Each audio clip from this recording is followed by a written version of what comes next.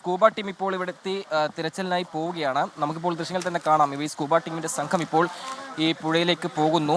തിരച്ചിൽ നടത്താൻ ഇപ്പോൾ തുടങ്ങുകയാണ്. ഈ ചേട്ടാ മഴയുണ്ട്, ഒഴുക്കുണ്ട്. അത് നമ്മൾ ശ്രമിച്ചു നോക്കാം. ഞങ്ങൾ ആലുവയിലുള്ള സ്കൂബ ടീമാണ്. ഇതുപോലെ പെരിയാറിൽ വെള്ളത്തിൽ പോകണതൊക്കെ ഞങ്ങൾ തപ്പിയെടുക്കണതാണ്. അപ്പോൾ ഞങ്ങളൊന്ന് പരിശ്രമിക്കാം, ഇറങ്ങി. മഴയും ഒഴുക്കൊക്കെ ഉണ്ട്, അതൊന്നും നോക്കണ്ട, കൊച്ചല്ലേ. ഈ മഴയും ഒഴുക്കുമെല്ലാം തന്നെ അവഗണിച്ചവർ ഇപ്പോൾ ഈ കൊച്ചിന് വേണ്ടി തിരച്ചിലിന് ഇറങ്ങുന്നതെന്നാണ് ഇപ്പോൾ ഈ സ്കൂബ ടീം സംഘം അറിയിച്ചിരിക്കുന്നത്. ആലുവ അഡീഷണൽ എസ് പി അതോടൊപ്പം തന്നെ ഡിവൈഎസ്പി അടക്കമുള്ള സംഘം ഇവിടെ എത്തിയിട്ടുണ്ട്. എന്തായാലും ഈ തിരച്ചിൽ നടത്താനുള്ള ഒരു ശ്രമം ഇപ്പോൾ തുടങ്ങുകയാണ്. നേരത്തെ സൂചിപ്പിച്ചു, കനത്ത മഴ, മണിക്കൂറുകളായി ഈ പ്രദേശത്ത് കനത്ത മഴ പെയ്യുന്നു.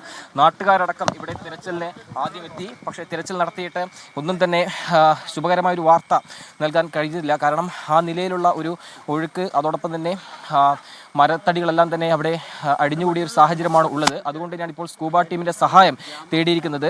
ഇപ്പോൾ ഈ ആലുവയിൽ നിന്നുള്ള ഏതാണ്ട് 6 അംഗ സ്കൂബ ടീം സംഘം വിവിധ മേഖലകൾ കേന്ദ്രീകരിച്ച് തിരച്ചിൽ നടത്താനുള്ള ഒരു ശ്രമം ഇപ്പോൾ പോവുകയാണ്. വലിയ പ്രതികൂലമായ കാലാവസ്ഥയാണ്. നേരത്തെ സൂചിപ്പിച്ചു, കനത്ത മഴ. ഇതെല്ലാം തന്നെ ഈ ഒരു തിരച്ചിലിന് ഏത് നിലയിൽ മുന്നോട്ട് കൊണ്ടുപോകാൻ കഴിയുമെന്ന് ചോദിച്ചാൽ അവർ കൃത്യമായി ഉത്തരവില്ല. പക്ഷേ എന്തായാലും ഈ ഒരു 3 വയസ്സുകാരിക്ക് വേണ്ടിയുള്ള ഒരു തിരച്ചിൽ ഇവിടെ തുടങ്ങുന്നു എന്നാണ് ഇപ്പോൾ വ്യക്തമാക്കിയിരിക്കുന്നത്. പ്രജിൻ, യെസ്, സ്കൂബ ടീം കൂടി എത്തുന്നുണ്ട് മൂഴിക്കുളത്തെ തിരച്ചിലേക്ക്. അവിടെ എന്താണ് പുഴയിലെ സാഹചര്യം എന്ന് ഇറങ്ങി നോക്കിയാൽ മാത്രമേ പറയാൻ കഴിയൂ എന്നാണ് സ്കൂബ ടീം അംഗം ഇപ്പോൾ പറഞ്ഞത്.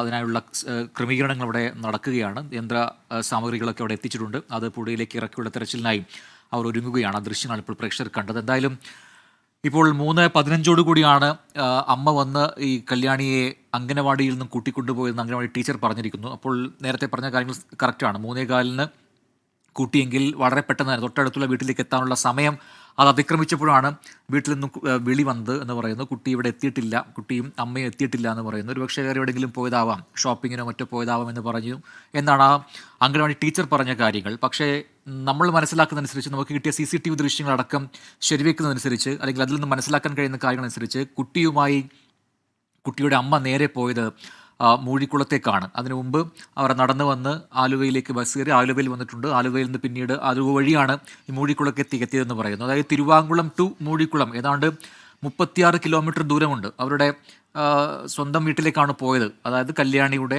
അമ്മയുടെ സ്വന്തം വീട്ടിലേക്കാണ് പോയത്. അത് ഈ പറയുന്ന മൂഴിക്കുളത്തിനടുത്തുള്ള കുറുമാശ്ശേരിയിലാണ്, അവിടേക്കാണ് പോയത്. അങ്ങനെ സാധാരണഗതിയിൽ ഈ 2 കുട്ടികളുണ്ട് അവർക്ക്. മൂത്ത കുട്ടി മകനാണ്. മകനെയും മകളെയൊക്കെ കൂട്ടി ചില സമയങ്ങളിലൊക്കെ ഇങ്ങനെ വീട്ടിലേക്ക് പോകാറുണ്ട്. അത് സ്വാഭാവികമാണ്, സാധാരണയാണെന്ന് പറയുന്നു. അതിലൊന്നും മറ്റ് അസ്വാഭാവികതകളോ സംശയങ്ങളോ ഇല്ല. പക്ഷേ ഇന്നത്തെ കാര്യത്തിൽ അംഗനവാടിയിൽ നിന്ന് പിന്നീട് മറ്റൊരു വിവരവും വീട്ടിൽ അറിയിക്കാതെ അവിടെ നിന്ന് കുഞ്ഞിനെയും കൂട്ടി ഇവർ മൂഴിക്കുളത്തേക്ക് പോവുകയായിരുന്നു. അപ്പോൾ അതുമായി ബന്ധപ്പെട്ട് മൂഴിക്കുളത്തേക്ക് ഉള്ള അന്വേഷണവും തെരച്ചിലൊക്കെ നടത്തുന്ന സമയത്താണ് CCTV ദൃശ്യങ്ങൾ ലഭിക്കുന്നത്. അവിടെ മൂഴിക്കുളത്ത് പ്രൈവറ്റ് ബസ്സിൽ വന്നിറങ്ങുന്ന ദൃശ്യം കണ്ടു. അത് 7 മണിക്കാണ് അവിടെ എത്തുന്നത്. 3:15 കുഞ്ഞിനെ വിളിച്ച് ഇറങ്ങിയ കുട്ടിയുടെ അമ്മ കുട്ടിയെയും കൊണ്ട് മൂഴിക്കുളത്തെത്തുന്നത് വൈകിട്ട് 7:15 അടുത്താണ്. ആ സമയത്താണ് ആൾക്കാരുടെ ശ്രദ്ധയിലൊക്കെ പെടുന്നത്. പക്ഷേ പാലത്തിനടുത്ത് എത്തിയതായോ, അവിടെ ഈ കുട്ടിയെ കണ്ടതായോ, കുഞ്ഞിനെ കണ്ടതായോ, അല്ലെങ്കിൽ അമ്മയെ കണ്ടതായോ ഒന്നും ആരും മൊഴി നൽകിയിട്ടുമില്ല. പക്ഷേ തിരികെ ഇവിടെ എത്തി, മൂഴിക്കുളത്തേക്ക് എത്തി ഓട്ടോ വിളിച്ച സമയത്ത് കുട്ടി ഉണ്ടായിരുന്നില്ല, കൂടെ ഉണ്ടായിരുന്നില്ല.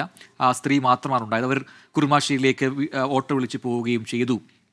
ഇത്രയും കാര്യങ്ങൾ വ്യക്തമായിട്ടുണ്ട്. അതുകൊണ്ടാണ് ഈ 7 മണിക്കും 7:30ക്കും ഇടയിൽ സംഭവിച്ചത് എന്ത് എന്നത് വലിയ ദുരൂഹതയായി തുടരുന്നത്.